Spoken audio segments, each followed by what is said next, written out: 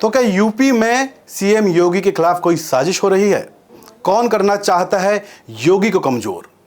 Hindu brand बन चुके योगी को कोई तोड़ पाएगा? जी दोस्तों, ये सवाल है यूपी में योगी को तोड़ने की कोशिश करने वाले उन लोगों से जो देश में हिंदू ब्रांड बन चुके उत्तर प्रदेश के सीएम और बीजेपी के फायर ब्रांड नेता योगी आदित्यनाथ को कुर्सी से उतारना चाहते हैं। योगी की कुर्सी संकट में है, इसको लेकर तमाम खबरें सोशल मीडिया और मीडिया के कई प्लेटफॉर्मों में कई दिनों से चल रही हैं। इन खबरों में कितनी सच्चाई है ये तो आने वाला वक्त बताएगा, तय करेगा। लेकिन बड़ा सवाल यह है कि यूपी के दिल में घर करने वाले सीएम योगी को क्या कुर्सी से उतारना इतना आसान होगा? नमस्कार दोस्तों, मैं हूं नितिन गुप्ता और आप देख रहे हैं बुलंद भारत टीवी। दरअसल उत्तर प्रदेश में लोकसभा चुनाव परिणाम आने के बाद से ही लगातार सीएम योगी आदित्यनाथ को एक सॉफ्ट टारगेट की तरह निशाना बनाकर हार का ठीकरा उनके सिर पर फोड़ने की कोशिश हो रही है। दावा है कि पार्टी के अंदर ही एक लॉबी है जो योगी को निशाना बना रही है। हालांकि इसमें कोई दो राय नहीं कि उत्तर प्रदेश में लोकसभा के टिकट के बांटने में बीजेपी के केंद्रीय नेतृत्व में उनकी दी गई लिस्ट पर गौर तक नहीं किया गया। यह कोई आरोप नहीं है जो मैं खुद साबित करने की कोशिश कर रहा हूं या बिना किसी बात के तुक्का मारने की कोशिश कर रहा हूं, बल्कि इस बात की बाकायदा चर्चा उत्तर प्रदेश में रिजल्ट आने के बाद लगातार हो रही है कि टिकट बंटवारे के समय योगी की अनदेखी हुई। अब केंद्रीय नेतृत्व पर भी इसे लेकर कई सवाल उठाए जा रहे हैं। दोस्तों, ये तो सभी जानते हैं कि दिल्ली की मर्जी के बिना किसी और राज्य या फिर बीजेपी में कोई पत्ता भी नहीं हिलता। ऐसे में सीएम योगी उनके इस रवैये से सहमत थे या नहीं, क्योंकि वो जानते थे कि कहां से किस उम्मीदवार की जीत आसानी से हो सकती है। लेकिन फिर भी उनकी अनदेखी की गई क्या, ये सवाल बड़ा है। लेकिन अब हार का ठीकरा योगी आदित्यनाथ के सिर पर फोड़ने की कोशिशें इस प्रकार से की जा रही हैं जिससे कि उन पर आसानी से दबाव बन सके और वो कमजोर हो सकें। और ये दबाव बीजेपी के नेताओं से ज्यादा सहयोगी दलों और पार्टी के योगी विरोधी नेताओं के जरिए बनाया जा रहा है। ये खबरें लगातार मीडिया में फैल रही हैं। जब से केशव प्रसाद मौर्य दिल्ली दौरे पर आए हैं तो और इसकी संभावनाएं प्रबल होती जा रही हैं कि क्या यूपी में कुछ बड़ा खेला होने वाला है, क्योंकि कल रात यानी मंगलवार को उनकी जेपी नड्डा के साथ 2 घंटे तक मुलाकात हुई। इसके बाद सीएम योगी ने बुधवार को तुरंत मीटिंग भी बुलाते हैं। आज मीटिंग हुई। मीटिंग के दौरान दोनों ही डिप्टी सीएम उसमें मौजूद नहीं थे।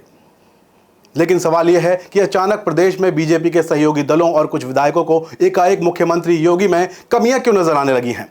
वो तो टॉप के 5 स्टार प्रचारकों में शामिल हिंदू ब्रांड नेता थे। क्या माना जाए कि ये लोकप्रियता ही उनके लिए खतरा बन चुकी है?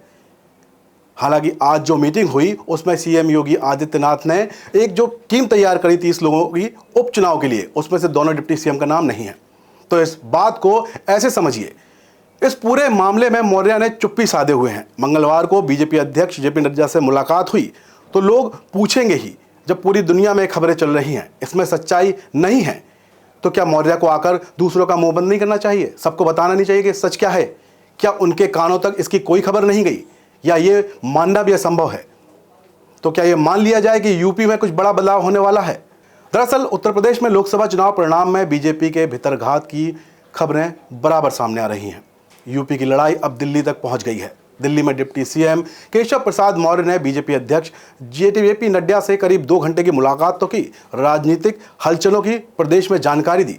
सूत्रों के मुताबिक मौर्य ने अफसरों की मनमानी का मुद्दा भी उठाया और कहा कि हालात यही रहे तो विधानसभा चुनाव यानी कि 2027 भी हाथ से निकल सकता है। लोकसभा चुनाव परिणाम अच्छा नहीं आने के बाद सीएम योगी आदित्यनाथ केंद्र सरकार के निशाने पर तो हैं ही, जिसके बाद योगी विरोधी खेमा सक्रिय है। विरोध काफी हद तक खुलकर सामने भी आ चुका है। केशव मौर्य पिछले कई दोनों से दिल्ली में थे और यहां तक कि योगी कैबिनेट की बैठकों में भी वो शामिल नहीं हुए। लखनऊ में जब बीजेपी कार्य समिति की बैठक हुई थी तो केपी मौर्य खुलकर संगठन और सरकार से ऊपर बताते दिखे। वहीं आपने देखा होगा कि पूर्व मंत्री मोती सिंह जैसे नेता भी योगी सरकार को अधिकारियों की मनमानी के बहाने घेरते नजर आ रहे हैं। ये कुल मिलाकर साफ दिख रहा है कि हार का ठीकरा योगी जी के सिर पर फोड़ने की कोशिश की जा रही है। हालांकि सच यह है कि उत्तर प्रदेश में लोकसभा के टिकट वितरण में बीजेपी के नेतृत्व में योगी की दी हुई उम्मीदवारों की लिस्ट पर गौर किया या नहीं किया, इसमें बड़ा सवाल है। और दिल्ली में हुई बैठक में मुख्यमंत्री कुछ ही मिनटों बाद बाहर भी आ गए थे। माना जा रहा था कि तनाव की शुरुआत शायद वहीं से हो गई थी। मोदी योगी कि एक साथ कई रैलियां हुई चुनाव में, एकजुटता का संदेश देने की कोशिश हुई, लेकिन सियासी पंडित बताते हैं कि अंदर खाने तक यह मैसेज जा नहीं सका। तनाव के बाद लगातार खबरें बढ़ती गई। चुनाव के बाद अब दिल्ली से लखनऊ तक घेरेबंदी की कोशिश हो रही है, तो योगी जी भी फ्रंट फुट पर खेल रहे हैं। पेपर लीक केस मामले में कंपनी पर बैन, सीएम मनोज कुमार सिंह की नियुक्ति, ऐसे ही कुछ उदाहरण हैं। इस बीच विपक्ष के नेता अखिलेश यादव भी बीजेपी की चुटकी लेने में कोई कमी नहीं छोड़ रहे। उन्होंने एक्स पर लिखा है कि भाजपा की कुर्सी की लड़ाई की गर्मी में उत्तर प्रदेश शासन प्रशासन ठंडे बस्ते में चला गया है। अखिलेश आगे लिखते हैं कि तोड़ फोड़ की राजनीति का जो काम भाजपा दूसरे दलों में करती थी, अब वही काम वो अपने दल के अंदर कर रही है। इसलिए भाजपा अंदरूनी झगड़ों के दलदल में फंसती नजर आ रही है। जनता के बारे में सोचने वाला भाजपा में कोई नहीं है, अखिलेश लिखते हैं। तो बीजेपी की अंदरूनी कलह की आग में अखिलेश भैया हाथ सेक रहे हैं, लेकिन उनको ये नहीं भूलना चाहिए कि जिनके घर कांच के होते हैं वो दूसरों के घरों में पत्थर नहीं मारा करते। फिलहाल तो बड़ा सवाल यही है कि क्या योगी को यूपी से साइडलाइन करना इतना आसान है, और इस पूरी महाभारत में मौर्य किस रोल में नजर आ रहे हैं, जो जल्द ही साफ हो जाएगा। फिलहाल इस मामले पर हर खबर से अपडेट रहने के लिए आप रहें हमारे साथ, यानी कि बुलंद भारत टीवी के साथ, क्योंकि हम हैं ताकत आपकी। जय हिंद, जय भारत।